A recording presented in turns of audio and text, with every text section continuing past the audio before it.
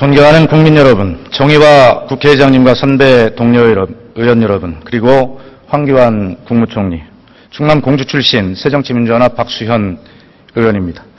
오늘 국민을 대표하는 이 민의 전당 국회가 청와대의 지시 한마디에 꼭두각시가 되어버린 참으로 비참한 현실에 우리는 함께 직면해 있습니다.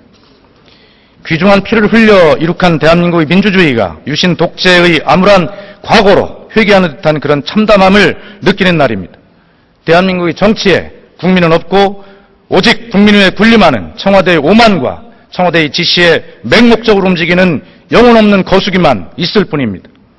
오늘 대통령의 거부권 행사로 제2에 붙여진 국회법 개정안에 대하여 우리 새누리당 존경하는 의원님들께서 표결을 거부하신다면 이는 개개인이 헌법기관인 국회의원의 자격을 스스로 포기하는 것이며 민의 전당인 국회의 존재 이유를 부인하고 민주주의 근간인 삼권 분립을 부정하는 것이며 대한민국 주인인 국민을 배신하는 행위라는 것을 강조합니다.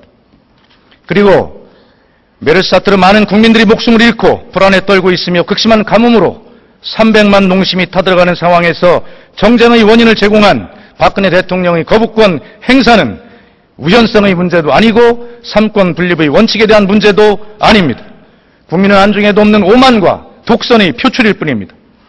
메르스 사령관을 갈망한 국민적 요구를 외면하고 오로지 친박 사령관으로 국회마저 마음대로 휘두르는 독선과 오만함, 그 이상도 이하도 아니다. 저는 이렇게 말씀드릴 수밖에 없습니다.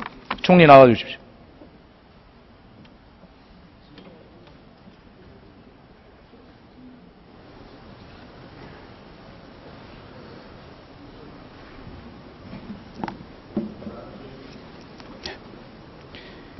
예, 총리 혹시 대통령께서 생각하고 계신 경제활성화법이 몇 개쯤 되는지 혹시 알고 계십니까? 대략적으로? 예, 제가 정확하게 세보지는 않았는데 상당히 많은 것으로 알고 있습니다. 몇십 건으로 알고 있습니다. 지난 6월 20일 국무회의 발언에서 대통령께서는 이 경제활성화법이 국회에서 잠자고 있기 때문에 민생 경제가 살아나지 않고 경제가 안 되는 것으로 강조를 하시면서 그 주범으로 국회를, 야당을 지목하셨습니다.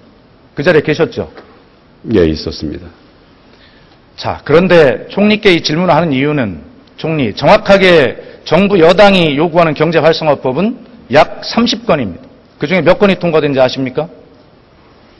마찬가지로 제가 기수해보지는 않았습니다만은 통과된 것도 있고 통과가 안 된 부분도 있는데 통과 안 된 것들이 경제활성화를 위해서 중요한 법안인 것으로 이렇게 알고 있습니다. 총리, 아직 업무 파악이 제대로 안 됐다고 하는 것은 인정하겠습니다만 그 정도는 상식으로 알고 계셔야 된다고 생각합니다. 30건 중에 이미 21건이 국회를 통과했습니다. 그리고 오늘 만약에 법안이 처리가 된다면 2건이 더 통과가 됩니다. 23건이 통과됩니다. 30건 중에 23건이 경제활성화법을 통과시켜 주었는데 그것이 어떻게 국회 역할을 안 한 것입니까? 어떻게 야당이 발목을 잡은 것입니까? 그것 때문에 경제가 안 된다는 대통령의 인식에 대해서 총리 확실하게 공부하시고 정말 이 경제활성화법에 대한 인식을 보면 이 국회법 개정안에 대한 대통령의 인식 역시 편향된 그런 편협함에서 비롯된 충돌이다 저는 이렇게 생각하고 있는 것입니다. 자, 좀 아까 총리께서 이유서를 말씀하셨는데 거기에 보면 여러 차례 그동안 발의된 사례를 적시하셨어요. 그런데 그중에 저희 야당 의원이 발의한 내용만 적시를 하고 박근혜 대통령께서 공동 발의했던 2건의 국회법 개정안에 대해서는 빠져 있습니다. 왜 그러셨습니까? 일부러 뺀 것입니까? 전체적인 법리를 국회에 설명드리는 내용으로 의견서를 작성을 했습니다. 우리 총리 답변을 보면 참으로 수려한 말솜씨와 그 점잖은 태도로 마치 굉장한 신뢰가 있는 것처럼 보이지만 총리, 이것은 고의로 뺀 거 맞지 않습니까? 왜 거기에 야당 의원 발의만 들어 있습니까? 그래서 혹시 대통령이 공동 발의했던 그 법안이 지금 이 국회법 개정안보다 훨씬 더 강력한 통제 수단이 담겨 있다라고 하는 것을 국민이 아실까 봐 그래서 일부러 뺀 거 아닙니까? 그렇지 않고 법률 검토 끝에 말씀을 드린 것이고 조금 아까도 설명을 드렸습니다마는 과거에 국회법 개정안에는 정부에 대해서 재량권을 주는 이런 내용들이 기본적으로 깔려 있었기 때문에 그 부분과는 차이가 있다 이런 말씀을 드린 것입니다. 총리, 지금부터 본 의원이 읽어드리는 내용을 잘 한번 들어보시기 바랍니다. 신문의 사설과 칼럼의 내용입니다.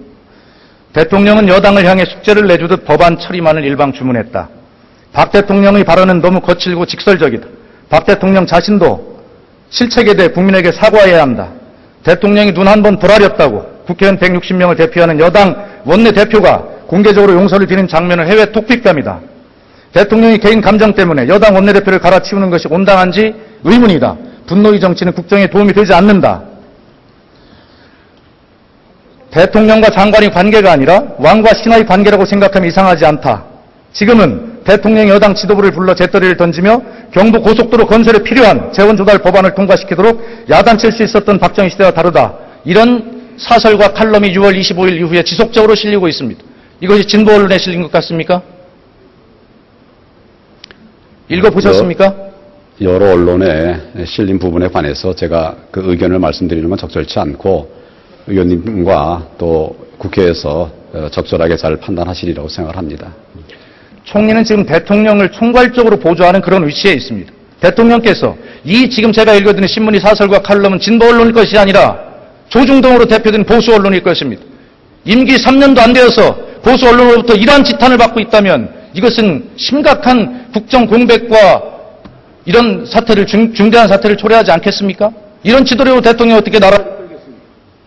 어떻게 생각하십니까? 여론과 언론의 의견과 요구에 대해서 충분하게 감안해서 앞으로 국정을 수행하도록 노력을 하겠습니다. 자, 총리에게 마지막 한 말씀만 당부드리겠습니다. 본 의원은 박근혜 대통령께서 지금 온 국민 정치를 하셔야 됨에도 불구하고 두 국민 정치를 하고 계시다 이렇게 생각하고 있습니다. 총리께서 대통령이 두 국민 정치, 양극화의 정치가 아니라 온 국민 정치를 할 수 있도록 정신 똑바로 차리시고 그렇게 잘 보좌하시기 바랍니다. 아시겠습니까? 저는 저대로도 노력을 하고 대통령께서는 대통령대로도 판단하셔서 그렇게 일을 하실 것으로 그렇게 알고 있습니다.